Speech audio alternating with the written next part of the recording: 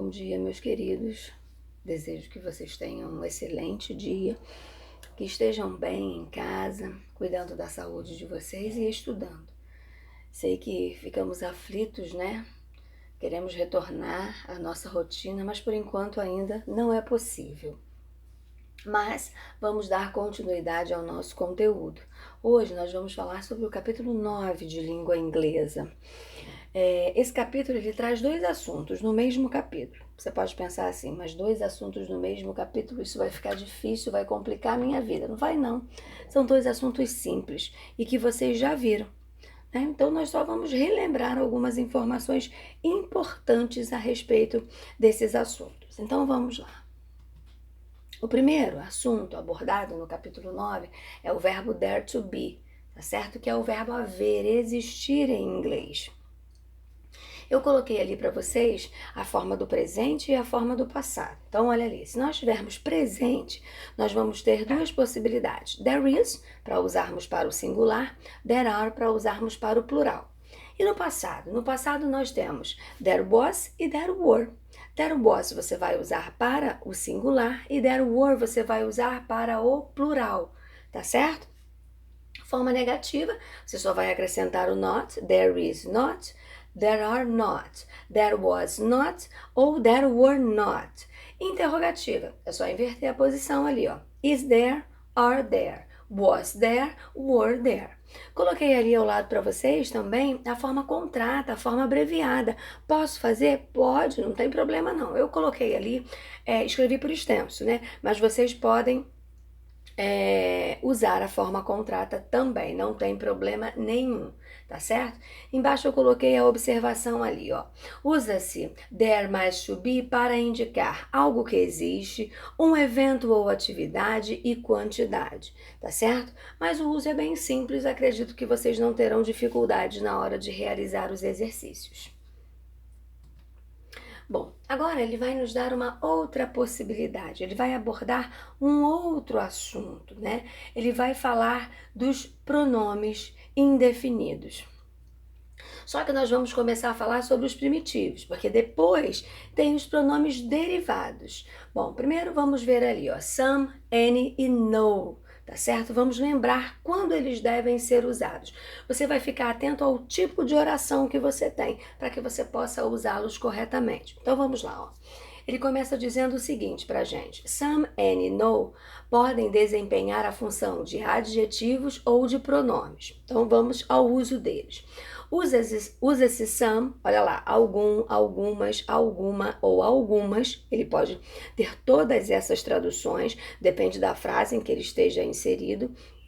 Então, o primeiro uso dele acontecerá em frases afirmativas, tá certo? Então, a primeira regrinha é essa. There are some books here. Por que eu usei some? A minha oração é afirmativa. Pronto, tudo bem. Segunda regrinha, usa-se any, algum, alguns, algumas, nenhum, nenhuma em frases negativas e interrogativas. Olha, preste atenção ali no exemplo. There aren't any books here. Ou também posso usar na interrogativa. Are there any books here? Você percebeu ali que eu usei o verbo there to be, né? Só pra gente fazer uma relação entre os dois assuntos. Aí vem a terceira possibilidade. Usa-se no, adjetivo, tá? Nenhum, nenhuma e none, pronome nenhum ou nenhuma, com o verbo na forma afirmativa, para dar um sentido negativo à frase. Então preste atenção, nós teremos frases afirmativas, mas dando a ideia negativa. Tá certo? Olha lá o exemplo. I have no money. I have none either. Tá certo? Preste atenção que na primeira situação eu tenho o adjetivo e na segunda situação eu tenho o pronome. Cuidado para você não confundir o uso dos dois. Aí, agora nós vimos as regrinhas, então vamos ver agora outras observações, outras situações que serão diferentes das regras e que você precisa prestar atenção. Some é usado em frases interrogativas também. A regrinha manda eu usar em frases afirmativas, mas existem situações em que eu posso usar na interrogativa. Olha ali, apenas quando se trata de oferta ou pedido, ou quando se espera uma resposta afirmativa. Olha ali o exemplo. Would you like some coffee? Olha só, frase interrogativa e eu não usei any, eu usei some. Por quê? É um oferecimento. Olha a segunda. Have you lost some money? Ok? Então fique atento, porque nós temos a regra, mas temos a exceção também para o uso de some. N é usado em frases afirmativas. Bom, então o N também vai poder aparecer em frases afirmativas, mas fique atento às situações em que isso vai acontecer. A primeira aparece após o if. Sempre que isso acontecer, você vai poder usá-lo na frase afirmativa. If you have any questions, ask me. Ok? Quando significar qualquer, você também vai poder usá-lo na frase afirmativa. Take any book you need. Existe palavra de sentido negativo na frase. Então, se acontecer de você ter alguma dessas palavras com o sentido negativo, na frase afirmativa, você também vai poder usá-lo nas formas afirmativas. He left without any money. Observe também o uso de any, some em respostas curtas. Olha lá o exemplo. Do you have an time? Aí ele responde, ó, forma negativa. No, I don't have any. Do you have any money? Yes, I have some. Ok? Então aqui, ó, ele sintetiza o uso desses pronomes. Então, na primeira coluna eu coloquei as regrinhas e na segunda eu coloquei as exceções. Eu sintetizei para que fique mais fácil para você. Eu tenho certeza que todo mundo já viu esse assunto, conhece os pronomes indefinidos, agora nós só lembramos o uso deles. Tudo bem? Se achar necessário, coloque no seu caderno essas observações, elas são importantes, porque se você esquecer o uso deles, você vai ficar enrolado aí com um assunto simples e acaba perdendo uma questão por causa de um pequeno detalhe.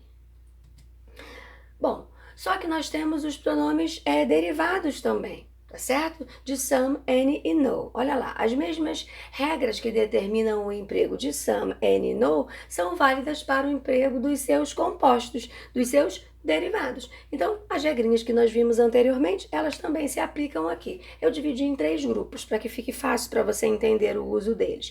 Pessoas, somebody, anybody, nobody. There is somebody in the room. Ó, de novo usei o verbo there to be para fazer uma analogia entre os dois assuntos, tá certo? Quando você se referir a coisas, aí você tem something, anything, nothing. There is nothing wrong. E quando você falar de lugar, quando você se referir a um lugar, você tem somewhere, anywhere, nowhere. Did you see her anywhere? Ok?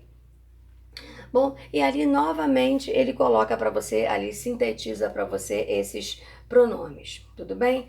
Bom, eu acredito que são algumas informações, o assunto é simples, mas tem alguns detalhes que você precisa memorizar o uso deles para que você possa fazer os exercícios.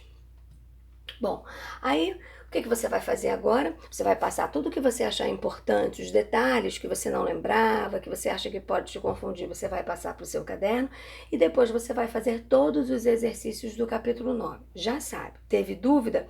Vai me chamar, tá certo? Pelo WhatsApp, plataforma, plantão de dúvida, o que for melhor para você. Tudo bem? O que não pode é você ficar com dúvida. Bom, tenha uma excelente semana. Continue em casa, estudando e cuidando da saúde de vocês. Tudo bem?